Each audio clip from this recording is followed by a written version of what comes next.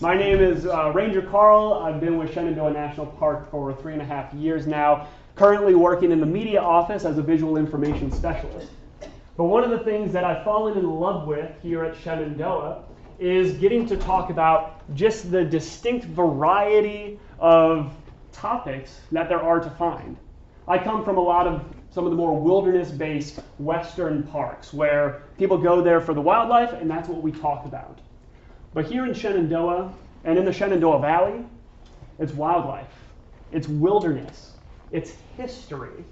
And a lot of that history, a lot of that nature is right within our fingertips, right beside our communities, as you folks know, especially down here in Harrisonburg. So what we're going to be talking about tonight for about the next hour or so, I always try to leave some room for questions, and we'll have some props up here. Me and Riley will have some props to show you as well.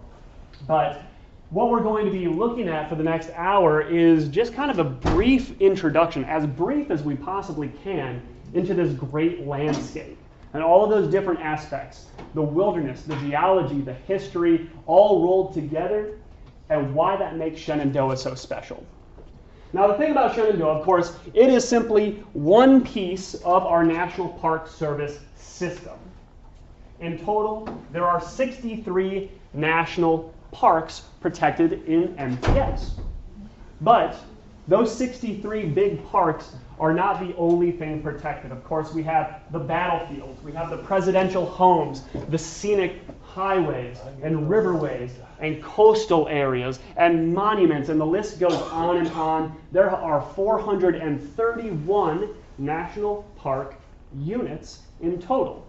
You see here all of those dark green on the map. We are marked by that little star, of course, over Virginia. Now, to zoom in a little bit closer on Virginia, of course, you see Shenandoah, just a small stretch of the Blue Ridge Mountains in total, but Virginia itself is kind of broken up into 4 geographic areas, 4 geographic distinctions. That's going to be the coastal plains, the Piedmont, where we start to grow into the Blue Ridge Mountains where we reside, and then, of course, getting into the further western Allegheny Mountains, stretching into the rest of Appalachia. But again, we're just going to be focusing on Shenandoah here. But even still, Shenandoah is a massive landscape. In total, and I'll pass around a couple of these Unigrid maps if you want to open those up and look a little bit closer at what that area looks like, if you'd like to pass some of those out as well. In total, we are 105 miles north to south, long and skinny. At our widest is 13 miles. At our narrowest, less than 1 mile. Throughout that is about 75 scenic overlooks, several historic areas, 2 visitor centers, 2 lodges, 4 campgrounds, a lot of infrastructure, but really more so a lot of nature. Almost 200,000 acres of landscape protected within the boundaries of this national park. Of that almost 200,000 acres, about 80,000 of that, 40% of the park, is federally protected wilderness. Now that's going to be a unique distinction because those are areas where there are no roads, there are no buildings. Our trail crews cannot run a chainsaw to remove a fallen tree because we're preserving the soundscape. So all this to kind of explain that Shenandoah is really a weird anomaly. It's a mixture of this civilization and this great, grand wilderness and wildness. Now, of course, being such a big area means that there's going to be a lot to it, a lot of variety. And for this, I'm really going to take a long, long story and try and shorten it down as best as I can. Because I find that to talk about what we experience in the park, to talk about what we love in the park day to day in modern times, we have to go back to the beginning and understand where this mountain came from and where this beautiful geology came from. Our geologic story takes us back to one of the oldest mountain landscapes in the world. The Appalachian Range and the Blue Ridge Mountains are the 7th oldest mountain chain in the entire globe. And we're going to go back to our basics of geology. I'm going to ask you folks, there are three types of rocks, right? We have igneous, sedimentary, and metamorphic. What is an igneous rock? What creates that? Volcano, absolutely. Lava, magma, heat. How about sedimentary? Rivers, water, deposits of sediments, sandstone, limestone. And then finally, what is a metamorphic? Pressure, time, heat, undergoes change. It's one of those other two rocks that then turns into something completely different. We see all three of these processes and all of this evidence, you'll hear that word a lot tonight, evidence, within Shenandoah, reaching back to when we first began 1.3 billion years ago. Now, for our oldest rock in the park, that's going to be Old Rag Granite. If anybody's hiked Old Rag or considered hiking and then changed their mind about hiking Old Rag, that's going to be that basement rock, 1.3 billion years old when Rodinia, one of the major supercontinents, first came into formation. So this is what the globe would have looked like at that time. We would be down there, pressed up against the African tectonic plate. Now with this, we started to see changes. The plates that we sit on are constantly in motion as they sit on the semi-fluid mantle of the Earth. Now I'm going to have you folks use your hands as tectonic plates, because there's a few different types of faults that we see out in geology. Some, like a transition or a slip fault, is when the African plate and the North American plate slide side by side. They rub against each other. Great for earthquakes, not going to build any mountains. Think San Andreas Fault. What we saw here is that North American plate and that African plate were coming in a head-on collision.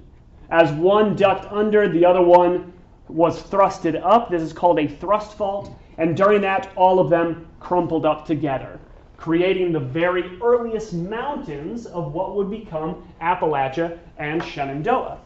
From there, Rodinia over time started to then pull apart. So we have those crumpled mountains. Now our hands start to peel apart. And what's left behind in that gap is water starting to fill in.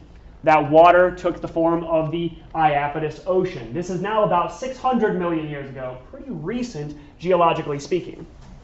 So the Iapetus Ocean was once a major ocean surrounding the former supercontinent, which is now breaking apart, again, 600 million years ago. And that water of the Iapetus Ocean was covering what is now Virginia, but more on that in a bit. Because also along with that water filling in the basin left behind, we're now getting cracks and shallow and thin pieces of the Earth's crust. And magma is pushing through. So now we're getting lava erupting and oozing out of the Earth's crust and filling in the fissures and channels within that old rag granite. Now, I know I mentioned earlier about those of you who have or have not hiked Old Rag. Has anybody hiked Old Rag? Sure, absolutely. It's one of our most iconic hikes in the park. Great big challenge. What you might not realize is a lot of those narrow crevices that you scramble up and over, that you duck down in between, are actually a different type of rock. That is a lava dike, where the Old Rag granite, the big bluff around you, wedged apart and lava flowed through. Again, evidence of two distinct mountain building events in our history. But we're not done yet. We're getting to 450 million years ago. The land is still pulling apart. That Iapetus Ocean is still covering, and it is lapping up its waves on our shores. And along with that, it's depositing sand, depositing the broken pieces of shell, of ancient marine life. Over 20,000 feet of sediment are deposited, which then over time compresses into sandstone and limestone. The reason why we have so much cave system activity in the valley Luray Caverns, Skyline Caverns, Grand Caverns, all of these big pock-marked areas is because of the Iapetus Ocean depositing all of that limestone, which then eroded away over time.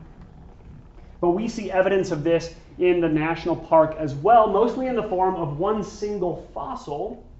It is a trace fossil of a worm burrow called Scolithos. So you can see up here those thin white stripes in that sandstone is actually the burrow of an ancient marine worm. But we're getting more modern still, because now the land is pressing back in together again. 300 million years ago, Pangaea.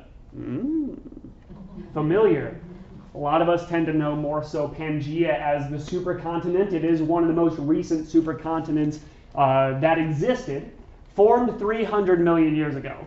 So again, we had those already formed mountains of Rodinia. Now they're crashing back into one another again, growing even bigger still. This is now giving us mountains in those days consistent the size of the Himalayas. 20 to 30,000 feet above sea level. We are now, our tallest peak is 4,051 feet above sea level, Hawksbill. And that's because we're an old mountain range. What happens as we age? We tend to shrink, right? Mountains do the exact same. So as the land continues to pinch together, that mountain is getting bigger and bigger. 200 million years ago, Pangaea breaks up. And then it pulls apart and starts to look a little bit more similar to how we know and love it today. But what this means is we had these plates, North America, African plates, crammed into each other, pulled apart, smashed into each other again, but that's two plates. They've both crumbled. So we can actually see evidence and relationship between the Appalachian Mountains here in Virginia and beyond, and the mountains, the Variscan Mountains of Western Africa, and Caledonian and Atlas Mountains of Northern Europe. They're twins. They were created in the exact same mountain building events. Now again, we've shrunk over time. So this is a picture of Denali, another national park, just to show maybe we used to be as tall or taller than that mountain. But now if you look at that tree line, that lower green line, that's a little bit more consistent with how tall we are now, just because of erosion, of ice wedging, and of weathering. We see again all of that evidence of our age in the sediments left behind as we hike through the mountains, all of the broken pieces of rock, the ragged top of Old Rag Mountain, the sand up at 3,000 feet of elevation, and of course, our mighty talus slopes like here on Black Rock Summit. Now, that again, in a nutshell, is how we were born. That's what brought about the Shenandoah Mountain Range. But we're here to talk about it as a national park. And the big question is, we have a lot of mountains, why here? Well, that's a great question. Because back in the early days, if you were to visit a national park, you weren't going to stick around home. You were going to hop on a train and head west. Even still to this day, if most of you have been to other national parks, a lot of them are still going to be out in the Rockies, out further beyond. Not even in the Midwest where I grew up. There's not much to be found. The very first national park, Yellowstone, opened its doors in 1872. 40 years before the National Park Service itself even existed in 1916. But it wasn't until a few years later in the 1920s that they started getting this idea for an Eastern Park in Western tradition. Eastern Park in Western tradition. What does that mean to you?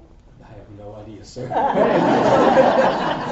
That makes no sense to me. That's all right. Does anybody else have an idea of what an Eastern Park in the traditions of the West might mean?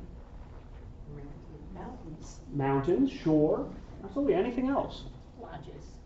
Maybe lodges, those nice rustic parkitecture lodges. Animals. Animals, wildlife, bison. bears, wilderness, adventure, what we expected as maybe the Wild West, but where the people lived. Because even back up until the 1920s, other than the gold rushers out in California, most of the population was still in the east. When they put Shenandoah on the map to be a national park in 1926, is kind of when the idea was first approved. This is what existed for national parks. In the east, it was Acadia. And even that is a heck of a drive. But now they're wanting to open a park within a mile of millions, is what the banners read. Within a mile of millions. They wanted a park that was accessible to where people lived. Accessible for all financial backgrounds. Accessible whether you were urban or rural. So during the 1920s, Shenandoah, Great Smokies, and Mammoth Cave were all put on the map to become the next big eastern parks in Western tradition. Now, within this national park, of course, being a national park is a little different from being a national forest or a reserve. All of these areas are set aside for a purpose, and the National Park Service is set aside for a very specific purpose. We are there to preserve and protect. And you can see in our emblem, you can look on my shoulder right here at the patch, those different things that we protect.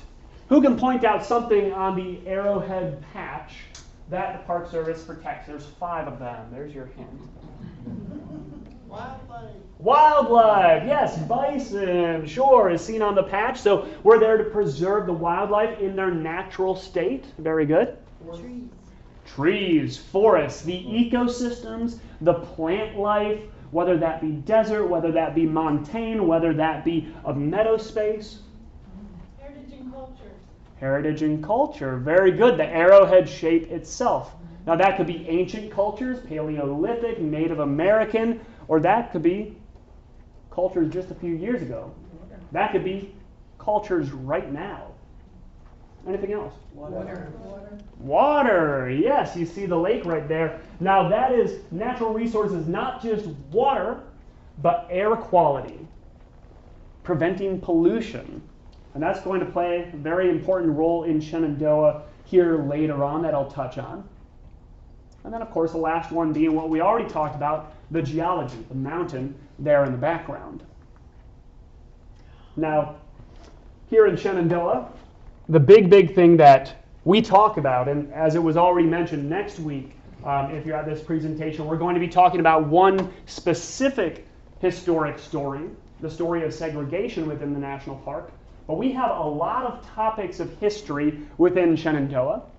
And you folks, being local, knowing the park, maybe being familiar with the history, you know that a lot of our history is actually very controversial. And a lot of these histories, not just the Lewis Mountain story, not just segregation, but a lot of the histories are ones that the park wasn't comfortable talking about until the last few decades, really. Before we get into that, one of the big reasons why Shenandoah was chosen as a national park in the 1920s was because there was already resort life here. This was already a vacation area, mostly for the upper class and the artistic. Dating back to the 1880s, 1889 to be exact, Skyland Resort opened its doors as the big hopping resort life on the mountain, opened by George Freeman Pollock. And it was known for its gayish balls and jousting matches. They did it all up there. Additionally, there was Black Springs Hotel, which was known for the natural spring healing water. So there was already tourism coming up to the mountain, mostly local, maybe coming from DC, maybe coming from New York. But there was already that call for tourism. Now, not only was there call for tourism, but this was also a favored spot of well-known politicians. Herbert Hoover, when he started his presidency in 1929, immediately petitioned to get his presidential retreat. This is before Camp David. This is right before Camp David. and he wanted a rustic retreat in the mountains. And he loved two things. He loved being out in nature with his wife Lou Henry, and he loved trout fishing. And this was a great retreat to be out away from the hubbub of DC, especially during the height of the Depression. And we have wonderful, even still to this day, fly fishing streams. So already this is seen as a place of respite, a place to go and be refreshed in the mountains. Now, the tough part of this story is that this mountain was already lived on. In 1926, when it was approved to be made into the next national park, which wouldn't happen for another 9 years, but when it was approved to be set aside as 500,000 acres, significantly larger than it is to this day. But even within the boundary as it is now, again, just shy of 200,000 acres, there were over 460 people already living there. In our park literature, in the books written about this story, they're referred to as the mountain residents. These were families, these were communities living up in what is now the park. Now, at this time, it was not the federal government purchasing the land. It was actually the Commonwealth of Virginia.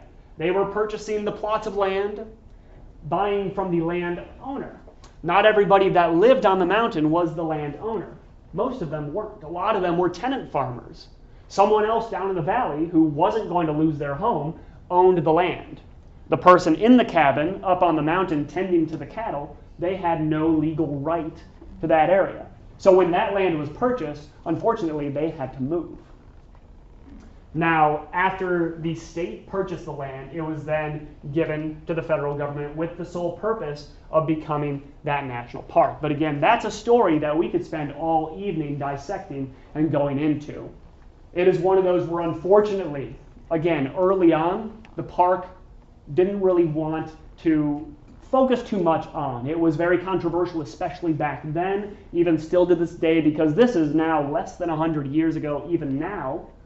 So we lost a lot of the remnants of those communities. A lot of the buildings fell into disrepair and crumbled. Some were taken down purposefully. But we do still see remnants now in the stone columns, the chimneys, the roadworks that they put in. And some of the cabins, like Corbin Cabin here, which had been fully refurbished to close to their original state, but now is used recreationally and preserved by the Potomac Appalachian Trail Club. Now, to make way for the new national park, again, this is later still in the 1920s, they had to bring about access. A big focus of this park was people wanted to have a scenic Sunday drive in the mountains. Not only did you not have to spend a week on the train to go out to Yellowstone or Yosemite, but you could do it in a day. They started putting in Skyline Drive, again, 105 miles of scenic road, and that was the big draw. As we still say to this day, the single greatest feature, Skyline Drive. They began putting in, and they were doing so with modern technology. Macadamized roadways, now how we build most of our highways. This is just getting off the ground with Skyline Drive. To help even further, in response to the Great Depression, the Civilian Conservation Corps came in 1934. For all 9 years that the CCC was active, 1934 to 43, they were here in Shenandoah.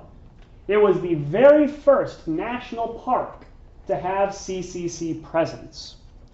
And throughout that time, at any of the 12 CCC camps, there would be 200 boys, 200 CCC enrollees working hard, planting trees, building trails, fighting fires, protecting erosion along the drive. Much of what we now see as Shenandoah, because it was very different before it became a national park, much of what we now see is actually directly thanks to the works of the CCC. I mentioned before we even got started, talking about the spotted lanternfly and the tree of heaven, it was purposefully planted. That's because when this became a national park, the Park Service hired on landscape architects to purposefully design the nature along Skyline Drive, because a lot of the forest was missing, either from use or the loss of the chestnut tree. A lot of the forest was gone. So the CCC and those landscape architects purposefully designed and planted thousands and thousands of trees and other flowering plants to beautify and draw attention to this new national park. There's an overhead view of one of the CCC camps, which you can still walk through kind of the ghost of it today as it stands in Big Meadows. And then finally, we became a national park December of 1935. But being December, we didn't want to do the ribbon cutting until July the following year, when Franklin Delano Roosevelt, new sitting president, came out to give the commemoration ceremony. And as he said in that talk, right out in the middle of Big Meadows, to hundreds, if not thousands of people in attendance, he dedicates this national park to this and to succeeding generations of Americans for the recreation and for the recreation which we find here. Recreation and recreation. Powerful words. How do you interpret that? What does that statement mean to you folks? First off, what is the recreation? Oh, yeah. Well, just returning the land more to what it had been before. Sure, yeah, recreating the landscape. Yeah, they're planting trees, they're putting in trails, they're building the infrastructure. Absolutely, recreating the land. Anything else? All the trail system. Yeah. Yeah, putting in that recreation. The same reason we go out to the park to this day, well, we go out to enjoy doing, regardless of what that recreation is, they're instating that. And I also think that FDR was saying to the people gathered there that why else do you go out to recreate? Well, to be recreated. Just like Herbert Hoover or the visitors to Skyland Resort before him, you go out to be recreated, refreshed, and renewed in this new national park in the Western tradition. And a lot of that is done by, what we go out and experience it with. This is going to be, of course, the wildlife, the plants, the animals. So of that's preserved within the park. We have over 1,400 different species of plants. Now this is going to be over 200 species of trees, most of our forests being hickory and oak, formerly chestnut. And of course, with those trees, we do deal with things like invasive pests, like the hemlock woolly adelgid, which we do treat, or the spotted lanternfly, of course, the spongy moth, which impacts our oak trees, the emerald ash borer. All of these things, our park botany team, our invasives team, are constantly treating to preserve the health of our forests. 95% of the park is forest, and that forest drastically changes from the lowlands to the peaks. And of course, as the seasons change, so do the trees. These are some of my favorite trees in the park. This is the Table Mountain Pine, just to kind of show some of the unique natural features within the park. The Table Mountain Pine is one that is strictly adapted to forest fire, which is probably good these last few years with how prominent fires have been within the park and surrounding area. But their cones actually open up during high heat. So these trees, we believe, might maybe become a bit more prolific depending on how these fires burn. Now also along with those 1,400 plant species, we have a variety of ferns, wildflowers being a big one. If anybody visits in early spring, we have our annual Wildflower Weekend, which is a variety of guest Virginia master naturalists, the people who really know what they're talking about, leading you out looking for every variety of wildflower they can, and they are a blast to go on. And of course, all of the other fruiting plants, which this time of year are going to be of the utmost importance to our wildlife. Now, that other 5% of the park are going to be things like rocky outcroppings, riparian or wet zones, or places like Big Meadows. 135 acres of preserved wetland meadow. If Fascinating feature because you don't often see that on top of a Blue Ridge mountain or on top of an Appalachian mountain. High elevation meadows aren't quite a thing out here in the east, and that leads us to believe that maybe this was man-made.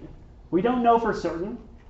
Our park botany team and our park archaeological team are still looking into that. We've done a lot of surveys, a lot of digs over the years, and what we've overturned is lots of arrowheads, lots of ceramics, lots of artifacts that give evidence to the people that were here before us. The Native American story that we're still kind of unfolding. There's still a lot because the Native Americans of the area kind of moved out of the Shenandoah region in the 1600s or so because of the European influence. There was a lot of intermingling and a lot of movement of those native communities out of the area. But what we do know is that there's approximately 20 different Native American nations associated with the Shenandoah story. Most of them were migratory, following the elk migration up to the high elevations of the mountain. And if you think about it, it makes sense. If you had the option of living on the mountain peak or down in the valley in the winter, where are you going to go? Down in the valley where the ski slopes are, sure. But again, they would follow, especially those elk in those days, up until the 1700s, up into areas like the meadow. And we think, we don't know, it's just a theory, that they might have purposefully burned sections of the forest, like this area, to clear out and draw in those grazers. Bring the grasses, bring the grazers. Now we've looked, we haven't found enough supporting evidence to fully prove that. But again, it's a really good theory and a known practice amongst the cultures of the time. Now even Big Meadows, even though it is just 135 acres in a 200,000 acre park, it is still just as unique and ever changing. I love Big Meadows. Again, that's where I used to work. I was up there for 3 years working at the visitor center. This was my view every single day. Work was hard. But again, no matter what, hard to get work done, sure. No matter what day of the year you went, it was always changing with the vibrancy of the wildflowers, with the activity of the deer, with the berries, with the dying grasses, with the snow.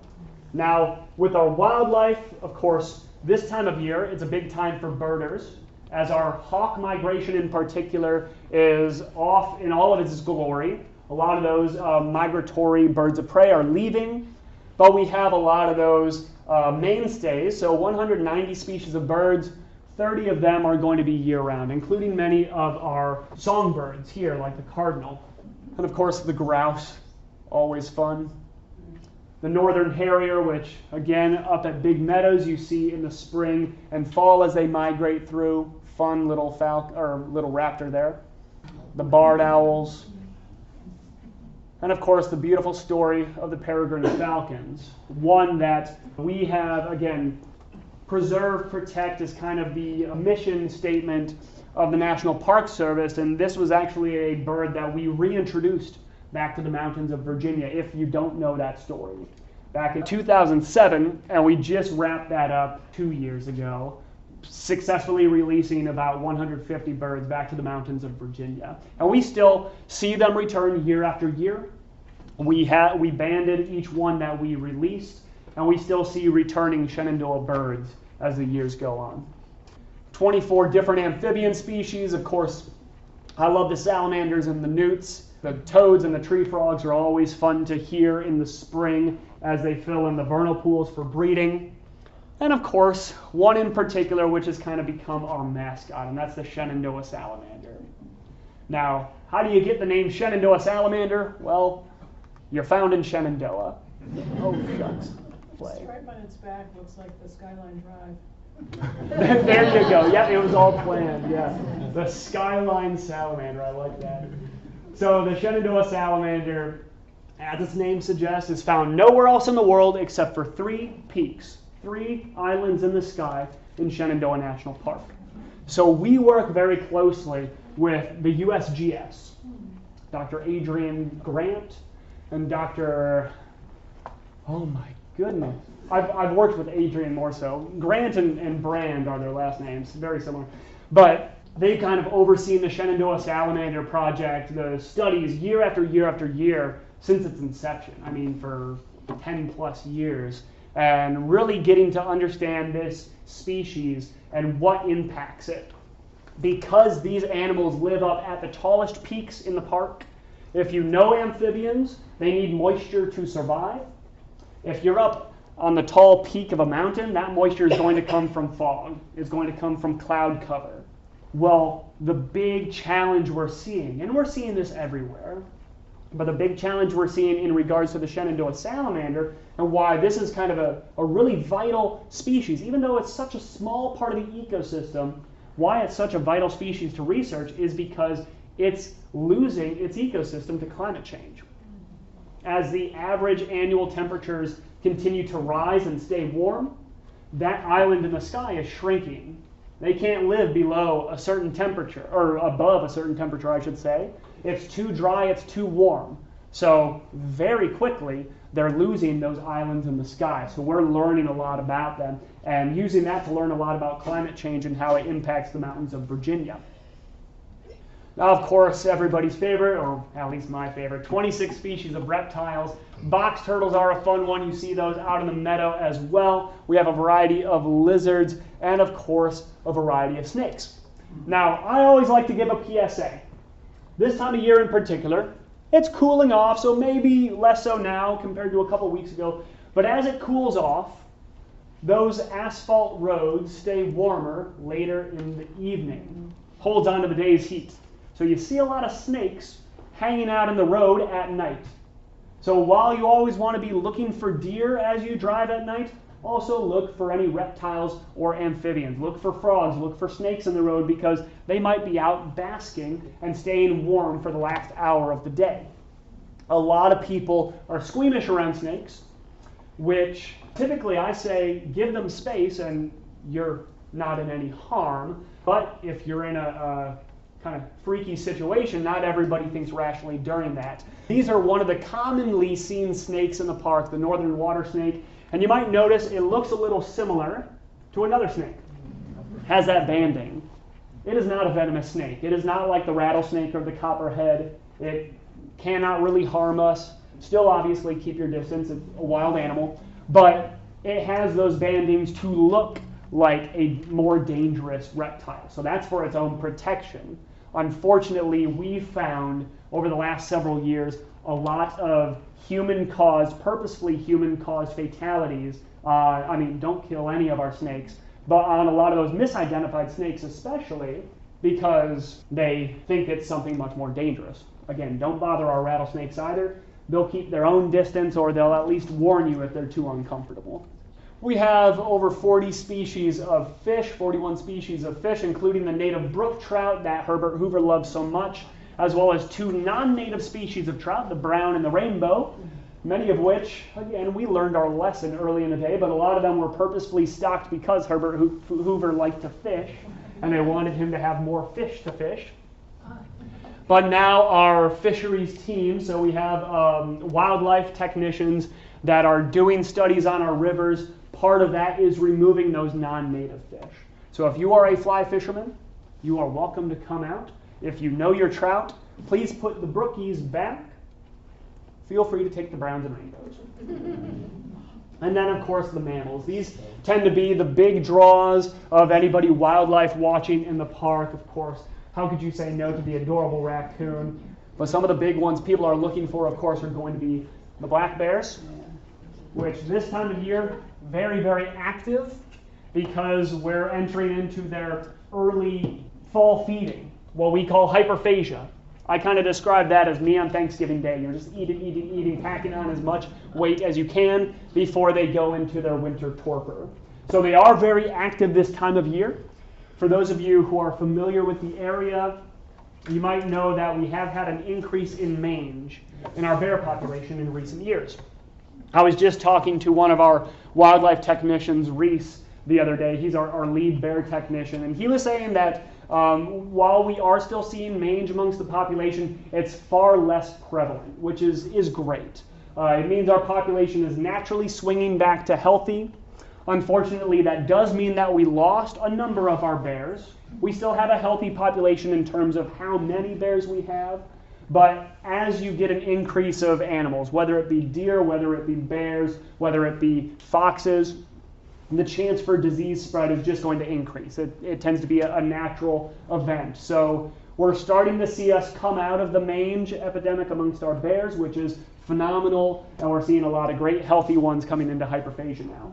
And of course, another big event this time of year, we're starting to hear and see some of the early rut activities. Usually this is going to be later October into November as those bucks, especially out in the meadow, are knocking antlers, trying to show off. And of course, that's not to discredit all of the smaller wildlife, all of the arachnids, the insects, the beautiful pollinators.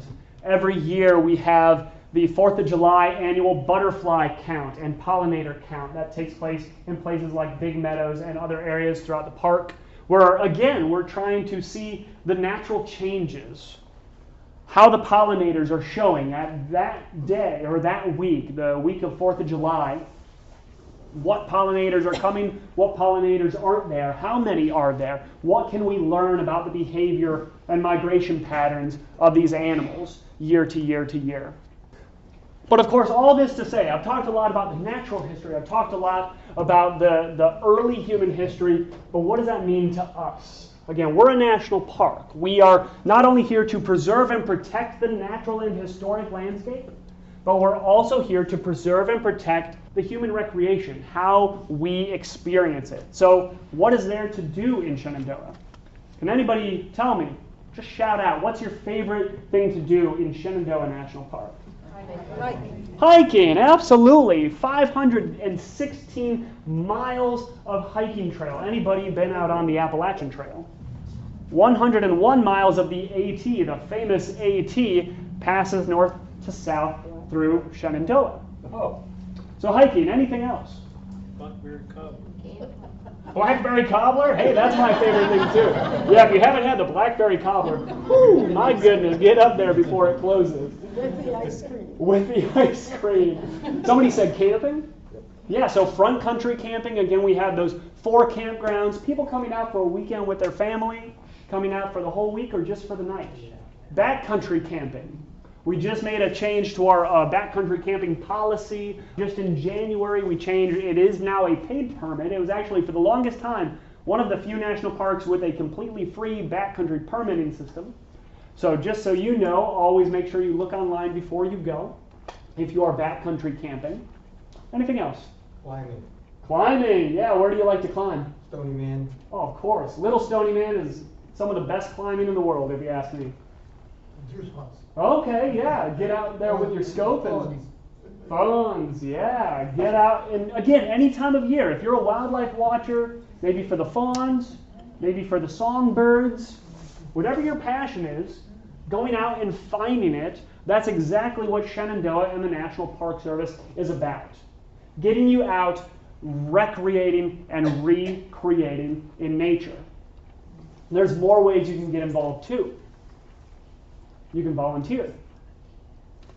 Pam, for example, sitting over there, I worked with her for several years. She's a volunteer, not only for the Park Service, but with the Potomac Appalachian Trail Club. Does a lot of phenomenal work, and there's a lot the park couldn't do without volunteers like Pam. You can do citizen science.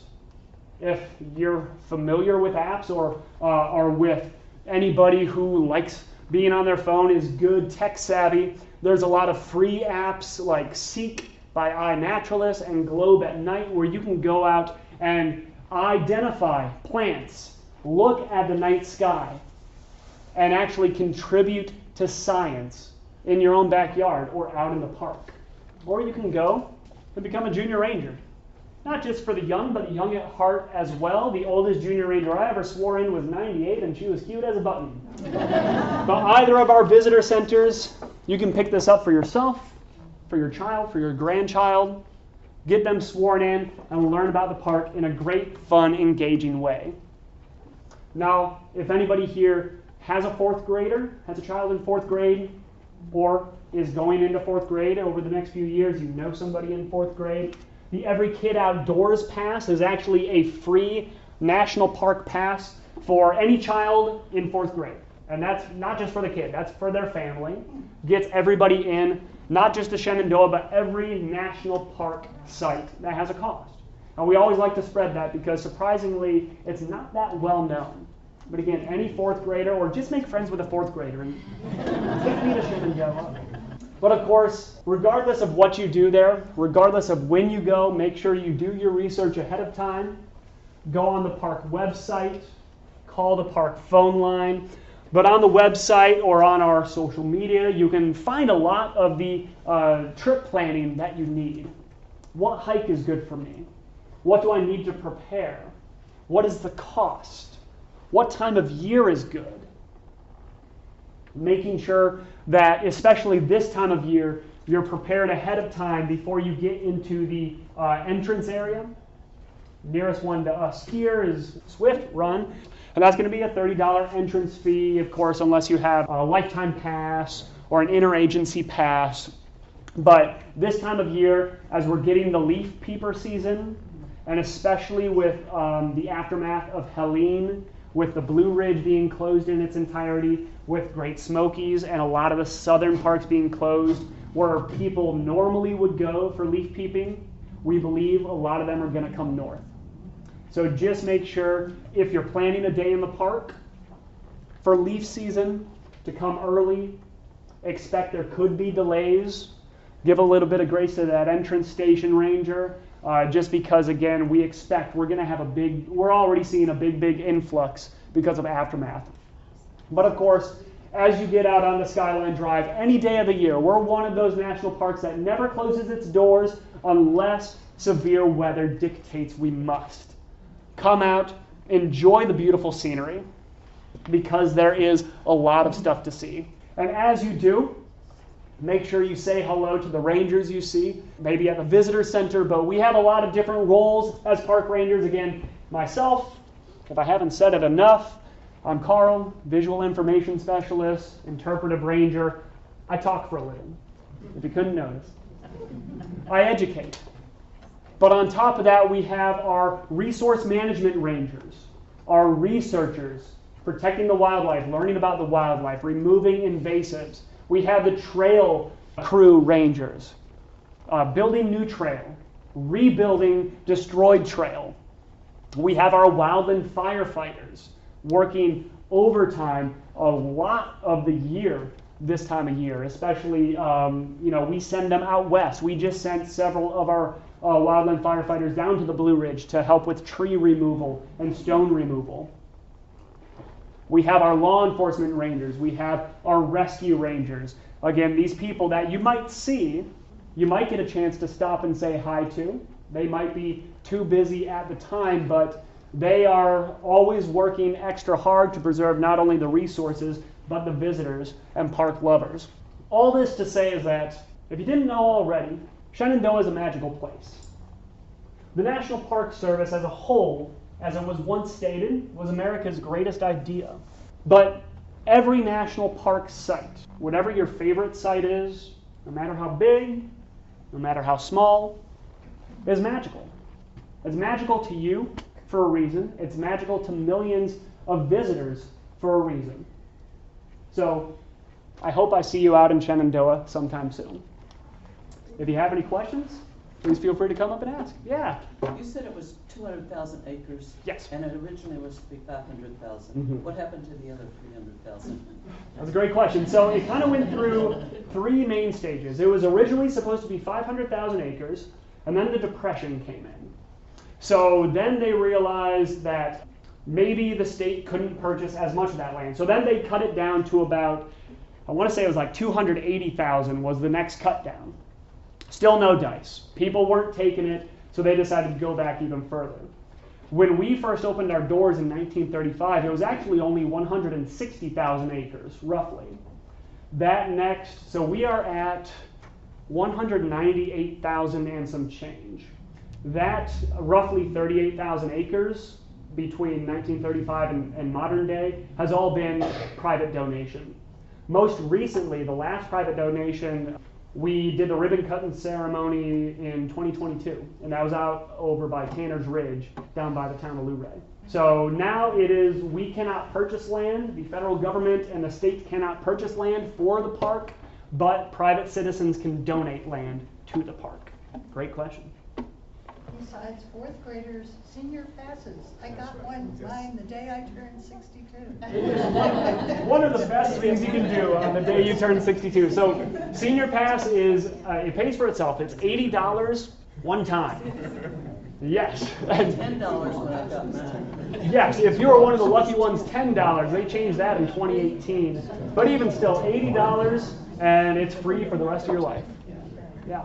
Can you talk a little bit more about managing invasives, because there is so much land and a lot of it's not accessible, so are you just targeting what you can see close to Skyline Drive or the trails, or are you going further out into more remote areas?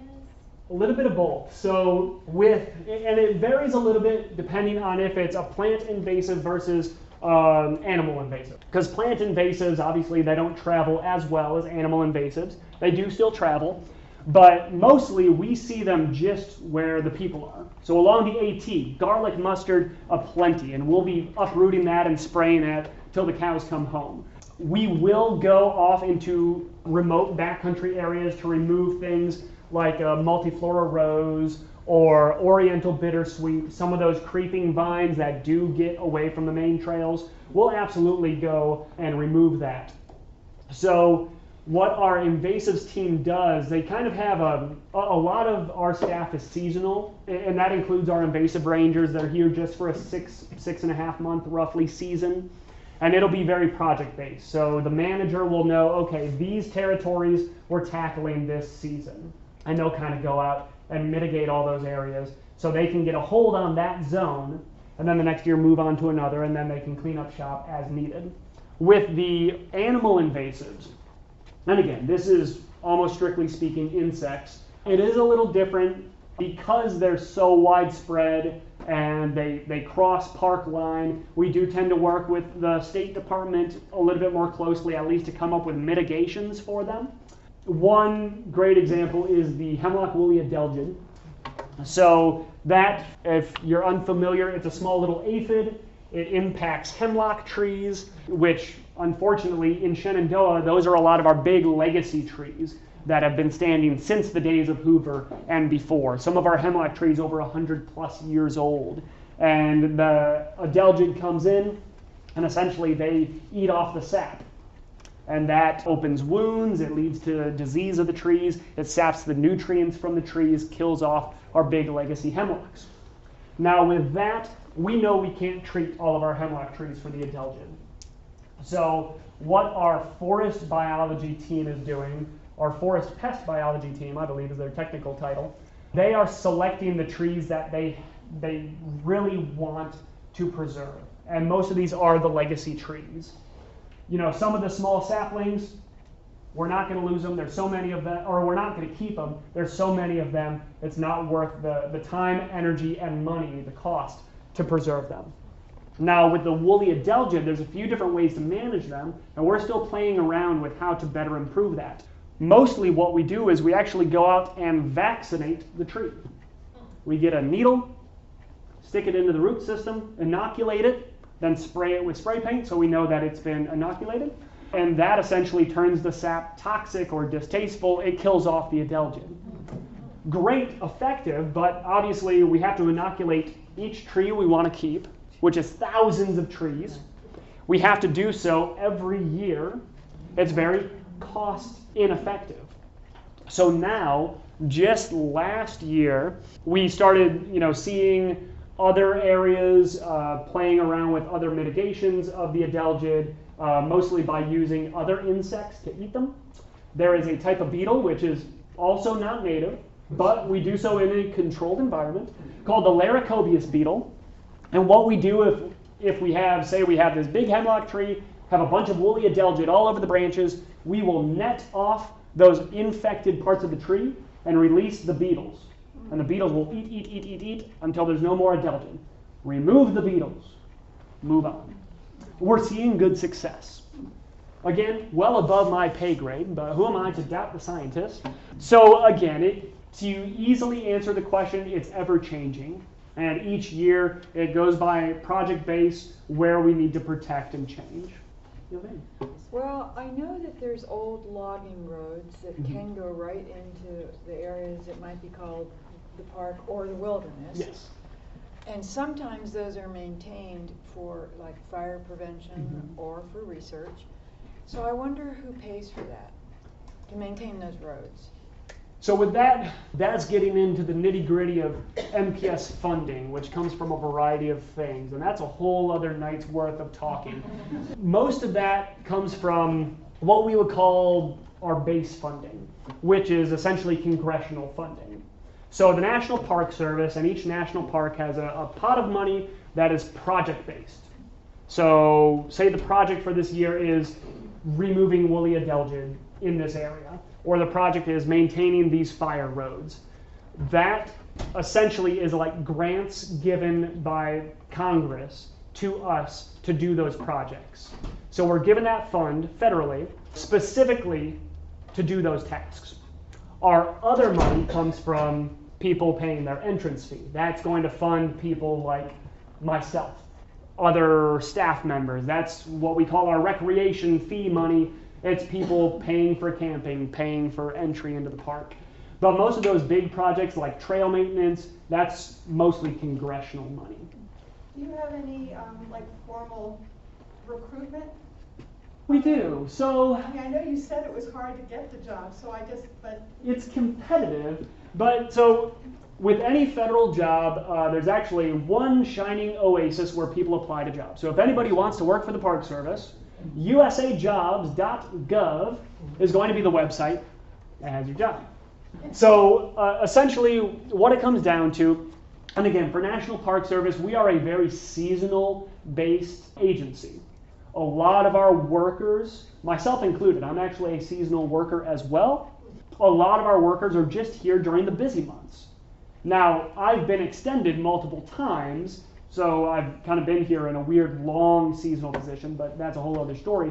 But what that means is whatever job you're looking to do, if you want to be an educator, if you want to be a scientist, or a maintenance worker, whatever it is, you go on that website and you apply. And what they look for is mostly any comparable experience. I was not a teacher before working for the Park Service, but I liked talking. And my experience working at a zoo and giving public programs was enough experience for them to say you can give public programs in this different setting. So it's a long process because it's the federal government, so you have to go through all these, the computer system has to pass you, and then you get the interview maybe, and then you go through a rigorous background check, and then you go through another background check, and then you get there, and then you go through 2 weeks of training, and then maybe another background check, and it's just a fun time. But it's understandable, and we get some phenomenal employees because of that. So it is rigorous, but I highly recommend it. Because it is seasonal, it's great for anybody. If you're a school teacher, I've worked with many school teachers who, in the summer, they work for the Park Service. Not every park is 6 months long. When I worked at Yellowstone, I was there for 4 months at a time.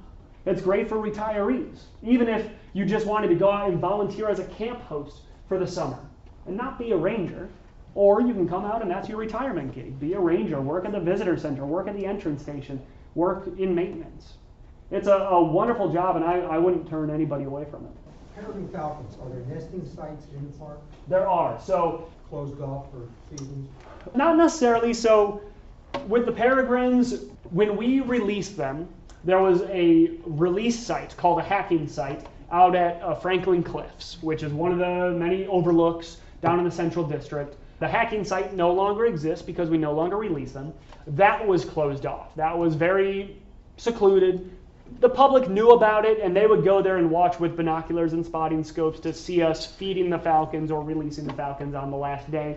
Now we know where the nests are. We don't necessarily advertise them, but if you know what you're looking for, look for the whitewashed rocks. You can follow your own eye up to see the peregrines.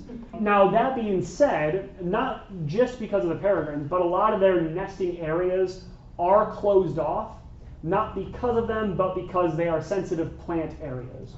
So peregrines are cliff nesters, but also in Shenandoah we have a lot of rocky outcroppings, which has a lot of sensitive vegetation that takes a long time to regrow if it's trampled. So a lot of our rocky outcroppings are closed off to the public, to foot traffic, and that just also happens to coincide with where the falcons nest. Thank you so much. Have a great night.